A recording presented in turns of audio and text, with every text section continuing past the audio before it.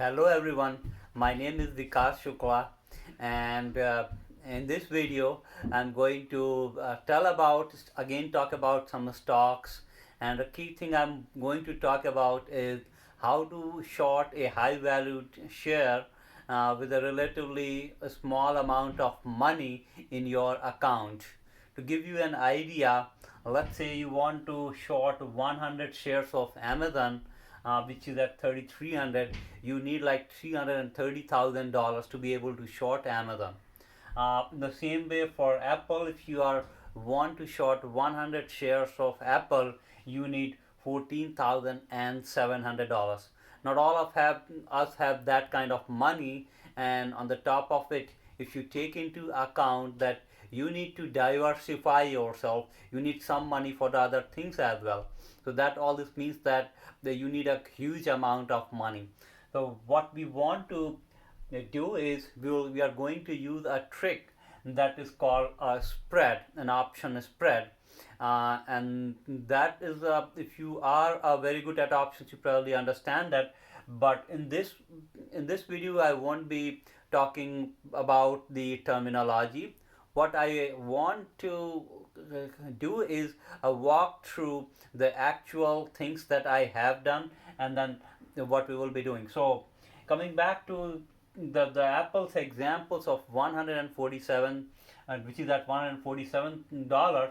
If you short 100 shares of Apple, that means $14,700. That's the minimum amount of money you should have in your broker. And the reason for that is your stock broker is going to buy that 100 stock from someone else, and for that he needs to pay him that $14,700 and then give it to you, and then you are going to sell it to someone else.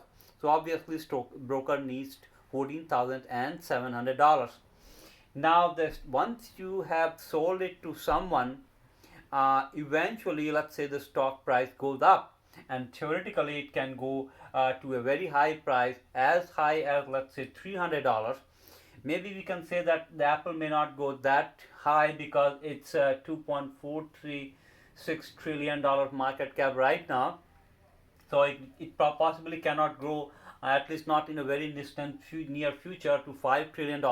But it's not about the Apple, it's about any XYZ stock, which could be a volatile stock, maybe ACV or something like any marijuana stock or something. Those are very volatile, and those could rise double, triple. For example, the meme stock like AMC that went from $10 to $60 or $70. So in theory, the stocks could go high, and what it means that once you have shorted a stock, it goes high, then you need to buy that stock eventually, which means that you need to have much more amount in your stock account to be able to do that. So let's say that brings us to our next point of, instead of shorting that stocks directly 100 of share, what you could do instead is do a naked call or short call at $150 strike price, for example. And currently today is 5th August, and we could choose a 20th August strike price of $150, and then you collect a premium of $1.25. So those who do not know about options trading, I have other videos about it, including covered call sell, and it will take some time if you do not know to get a hang about it. But the key thing is that in a naked call short, we don't short at $147, but what we say is that if the stock price reached to $150 on 20th August, then it gets shorted, and to do this thing you collect a premium of $1.25 right up front. So the key idea is, if the stock stays under $150, that $1.25 is your own, the cash money. Or for example, if it keeps going down below $147, 240, 130 or whatever, you still collect this $1.25.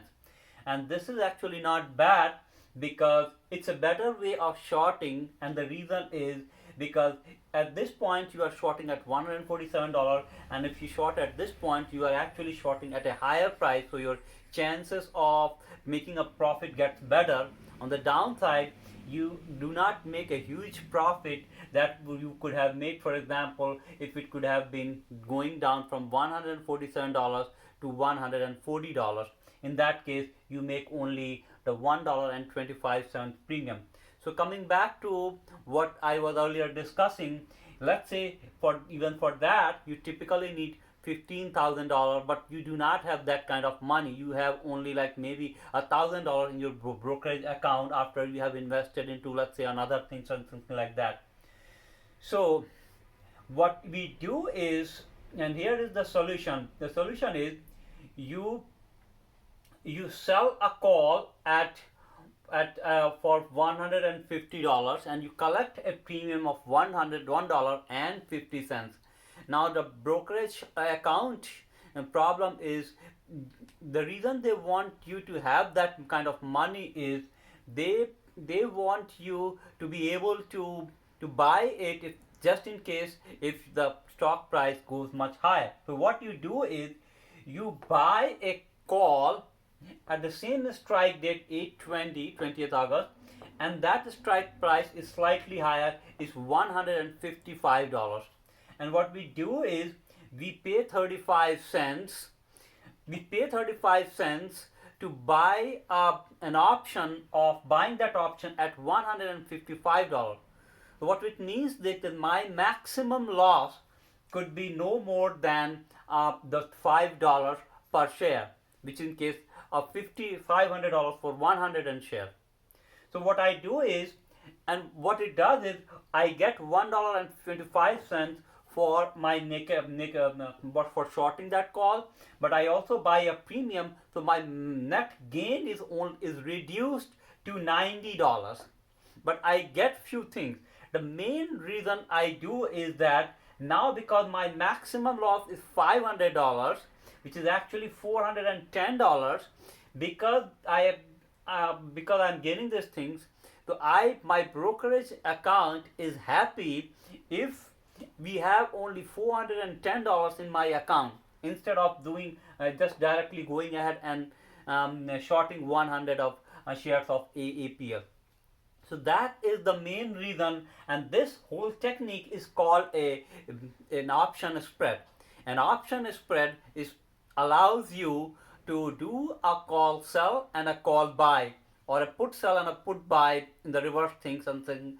And what it does is that you need to keep a very small amount of money in your account to be able to do that kind of sorting.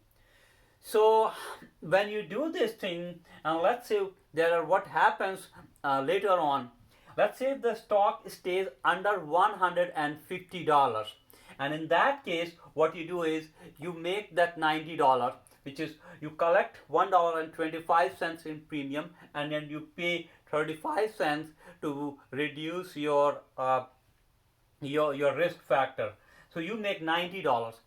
On the other spectrum, let's say the stock moves over $155, then you lose those $500 because you shorted at 150 and then you bought it back at 155, minus some of the premiums you collected of $90, which is the difference in this credit and this paying. So you lose $410. So your maximum loss is $410 and your maximum profit is $90. If the stock stays in between these two, there are intermediate figures that you can calculate what will be your profit if it stays in between. So it will be in between the profit of 90 and a loss of $410. The key idea to tell about the whole thing is that in case if you want, if you feel like a stock or a ETF or a SPY, for example, is expected to go down, and if you want to make a profit out of it, and if you don't have a lot of money, think about using the spread. In the same way, if you think that something is going to go up, you can do a reverse spread, which means you can buy a call and then you can sell a call in a reverse fashion, and you can do a similar thing in the reverse way as well. I hope this you found this video helpful. Thanks for taking a look.